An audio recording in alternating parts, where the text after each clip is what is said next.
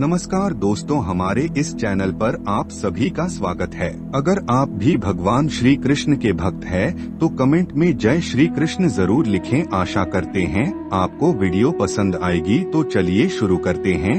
दोस्तों, महात्मा विदुर जी ने पुरुषों के ऐसे 4 लक्षणों के बारे में बताया है। अगर किसी पुरुष में ऐसे 4 लक्षण हो तो उससे मिलने के लिए देवता भी तरसते हैं। सूर्य, चंद्र आदि ग्रह सभी उसी के दर्शन के लिए तत्पर रहते हैं और उसे पर सदैव अपनी कृपा दृष्टि बनाए रखते हैं। ऐसे पुरुषों को नरोत्तम अर्थात उत्तम से भी उत्तम कहा गया है। इनकी तुलना साधारण मनुष्य के साथ नहीं की जा सकती। इन्हें ज्ञानी जान भी सम्मान की नजर से देखते हैं।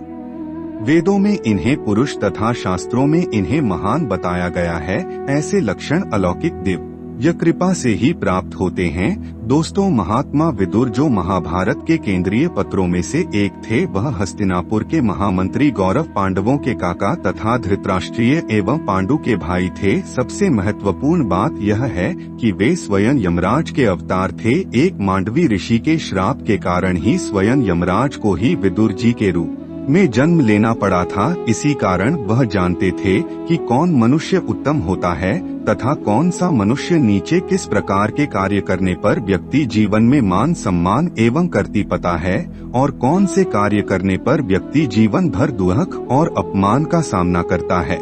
आज हम आपको बताने जा रहे हैं ऐसे ही एक पुरुष के 4 लक्षणों के बारे में। अगर किसी व्यक्ति में यह 4 लक्षण हो तो उसे सर्वोत्तम माना गया है। विदुर जी के अनुसार ऐसे पुरुष के स्वागत के लिए देवता भी पलके बिछाए रहते हैं। सभी दिशाएं, सभी ग्रह, आकाश, तारे इन्हीं के दर्शन के लिए तत्पर रहते हैं। आइए जानते हैं कौन सा है वह पुरुष जो इतना गुणगान है। लेकिन विदुर जी कहते हैं, आइए जानते हैं। पहला लक्षण, वश में करना संभव। विदुर जी के अनुसार ऐसा पुरुष जिसे वश में करना संभव होता है, अर्थात ऐसा पुरुष जिसे कोई भी सुंदर स्त्री अपने मुंह जल में फंसा नहीं सकती। ऐसा पुरुष जो दूसरों द्वारा की गई बधाई से जल्दी ही प्रसन्न नहीं होता अथवा तुरंत उत्साहित नहीं होता। जिसकी कितनी बार भी बुराई की जाए वह निराश नहीं होता, चाहे कोई कितनी भी तारीफ करके इन्हें कोई अनिष्ट कार्य करने के लिए उत्साह है तो भी यह लोग अपने ही वश में रहते हैं और दूसरों के झांसे में नहीं आते। तो ऐसे पुरुष नरोत्तम होते हैं। इनका कोई भी कभी फायदा नहीं उठा सकता। दूसरा लक्षण, कोई दुश्मन न होना। संसार में ऐसा व्यक्ति शायद ही होगा जिसका कोई शत्रु न हो। लेकिन विदुर जी के अनुसार जिस व्यक्ति का ना तो कोई दुश्मन होता है और ना ही कोई विरोधी, उनके लिए सभी अपने होते हैं। यह सभी को समान दृष्टि से देखने वाला होता है। यह ना ही किसी से द्वेष करता है और ना ही किसी से दुश्मनी। यह लोग किसी पर ना चोट करते हैं और ना ही करवाते हैं, ना ही किसी को जीते हैं और ना ही कोई उसे जीत पाता है।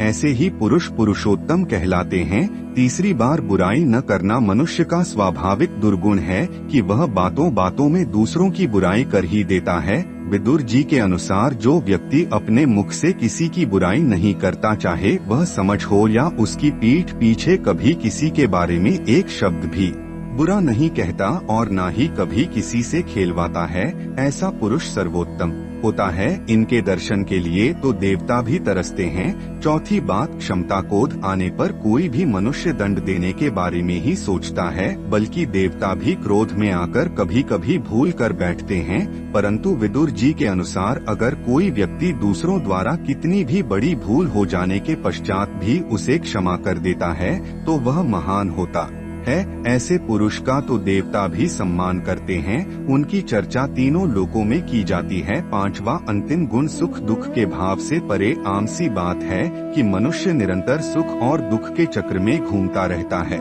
शुगर के समय में वह उत्साह से भर जाता है और दुख की घड़ी में निराश होकर बैठा रहता है।